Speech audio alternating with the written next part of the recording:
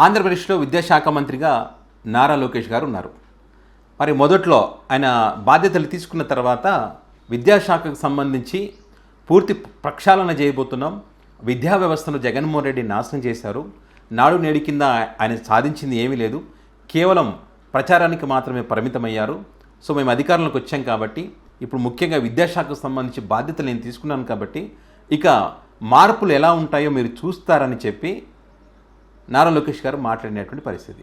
మరి తన శాఖలోనే గందరగోళం, తన శాఖకు సంబంధించి విద్యార్థుల భవిష్యత్తు ప్రశ్నార్థకంగా మారుతున్నటువంటి పరిస్థితి, 10th విద్యార్థుల యొక్క భవిష్యత్తు ప్రశ్నార్థకంగా మారినటువంటి పరిస్థితి, రీకౌంటింగ్లో వెలుగులోకి వచ్చినటువంటి సంచలన నిజాలు. మరి దీనికి సంబంధించి నారా లోకేష్ గారు మాట్లాడాలి కదా, మరి తన శాఖనే కదా ఇది. మరి నిన్నటి మొన్నటి దాకా మహానాడులో ఎంత రెచ్చిపోయి మాట్లాడారు, రికార్డు ఆల్ టైం రికార్డ్ అన్నారు కదా, ఇదేనా మీరు ఆల్ టైం రికార్డ్ అంటే? విద్యార్థుల జీవితాలతో ఆడుకోవడం ఆల్ టైం రికార్డ్ అంటే? ఆ శాఖ మీద కనీసం మీరు సమీక్ష నిర్వహిస్తున్నారా, పర్యవేక్షణ చేస్తూ ఉన్నారా? అంత టైం ఎక్కడిది వీళ్ళకు? అన్ని శాఖలకు ఈయనే గతంలో వైసీపీ అధికారులు ఉన్నప్పుడు ఎవరిని టార్గెట్ చేసి ఈ వ్యక్తి సకల శాఖ మంత్రి అని చెప్పి వాళ్ళకి పేర్లు పెట్టేసేటోళ్ళు.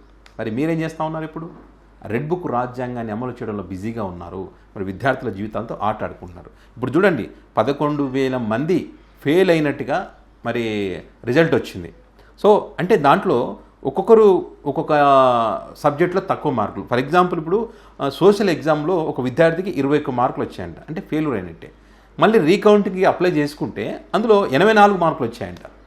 మళ్ళీ తర్వాత 23 ఇంకో వ్యక్తికి 23 మార్కులు వస్తే మళ్ళీ రీకౌంట్కి పెట్టుకుంటే అప్లై చేసుకుంటే 96 మార్కులు వచ్చాయంట, పాస్ అయ్యారు వాళ్ళు.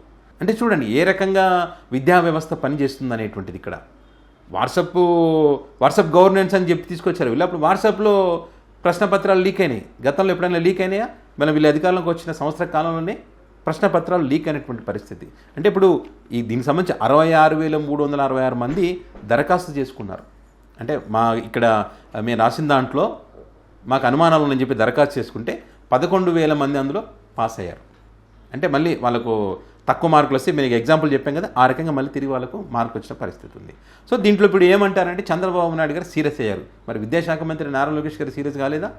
ఇక్కడ ఏమంటారు వాళ్ళు, వాళ్ళ పత్రికలు ఏం రాశాయి అనుకున్నప్పుడు, గురువుల తప్పిదం, నిర్లక్ష్యంగా వివరించినటువంటి గురువులను 5గురిని సస్పెండ్ చేశారని చెప్పి చెప్తా ఉన్నారు, వాళ్ళు తప్పిదమని. అదే వైసీపీ హయాంలో జరిగింటే విద్యాశాఖను భ్రష్టు పట్టించినటువంటి జగన్మోహన్ రెడ్డి, విద్యార్థుల జీవితాలతో చెలగాటమాడుతున్నటువంటి వైసీపీ ప్రభుత్వం, ఆందోళనలో విద్యార్థుల తల్లిదండ్రులు, వైసీపీ ప్రభుత్వం పైన దుమ్మెత్తిపోస్తున్న ప్రజలు, ఈ రకంగా వార్తా కథనాలు ఉండేటివి.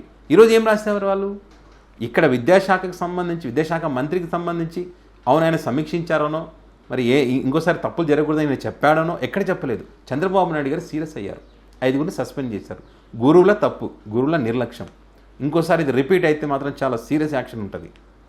చెడమడ తిట్టేశారు, సహించనని చెప్పారు, విద్యార్థుల భవిష్యత్తే నాకు ముఖ్యమని చెప్పారని చెప్పి రాస్తారు.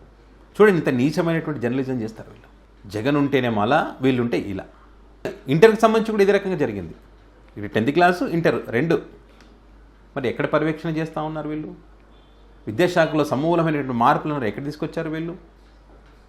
పిల్లలు పాపం గవర్నమెంట్ స్కూల్కి వెళ్తుంటే పాపం పిల్లలకి షూ సరిగా లేవు, చిరిగిపోయిన బట్టలు, బ్యాగులు సరిగా లేవు. మరి ఏం తిప్పలు పడ్డారు, ఏం చేశారు? కానీ పేద విద్యార్థులు స్కూల్కి వెళ్ళాలంటే మరి చాలా నీట్గా ఒక పద్ధతిగా వెళ్ళినటువంటి పరిస్థితి గతంలో. మరి ఇప్పుడు ఏమైందయ్యా? ఏమీ లేదు. ఇది ఈ రకంగా లీకులు కావడం, విద్యార్థుల 11,000 మంది, ఇవి ఎప్పుడైనా చరిత్రలో ఉందా ఇది? 11,000 మంది వాళ్ళ మార్కులు తప్పు మార్కులు వేయడం అనేటువంటిది. 5గురిని సస్పెండ్ చేశారు అంతే. మరి ఏం జరుగుతుందో ఏమో విద్యాశాఖలో మనకైతే అర్థం కావట్లేదు.